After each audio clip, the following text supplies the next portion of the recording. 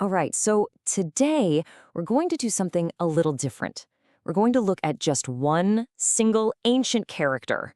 Now, it looks pretty simple on the surface, but what if I told you it holds a profound secret about, well, the entire universe?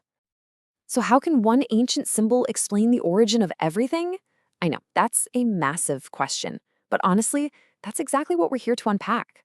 We're going to see how this one character basically became a miniature map of creation. Okay, so the character we're talking about is Yo. That's pronounced Yol. And in modern language, yeah, it means reason, cause, or to originate from. But trust me, its ancient form tells a story that is way, way deeper than that. So before we can actually break this character down, we need to quickly get a handle on the two big ideas the ancients used to explain, well, everything, their whole worldview, really.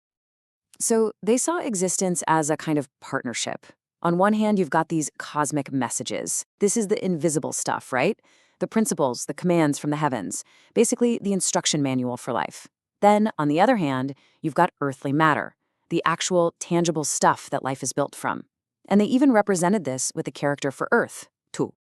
All right, so with that background, now we can get to the really cool part. To unlock the hidden meaning of Yo, we need to go way, way back in time to its earliest form, the Oracle Bone script. We're going to deconstruct it, break it down into its core components. And here it is. Now, this isn't just some random doodle. Every single line, every curve here is deliberate. It's a design that's carrying a very, very specific message. You can see it right away, can't you? It's clearly made of two different pieces, a top part and a bottom part. And guess what? Each one has its own super deep meaning. All right, let's dig in. We're going to start with the bottom half. Now, this simple little square, it might not look like much, but it's actually one of the most fundamental characters in the entire language. This right here is the character Ko, or Ko, which means mouth. But, and this is key, in this ancient philosophical context, it's not just a physical mouth. Think of it more as the source of cosmic commands, the very words or principles that give instructions to the entire universe. Okay, so we've got the foundation, a cosmic command. Now, let's bring that top part back into the picture and see what happens when you put them together. This is where the magic happens. This top shape is so cool. It's not really a standard character you'd find on its own. It's more of a symbol of something emerging. Picture a seed just starting to sprout, or an embryo developing. It represents a physical, tangible thing that is just beginning to come into being. So you put them together, and suddenly, boom, the logic is just beautifully clear. The source material spells it out for us. The mouth, that cosmic message, is the direct cause of the thing, that physical form that's emerging. And that's the genius of it, right? The whole meaning is right there in the picture.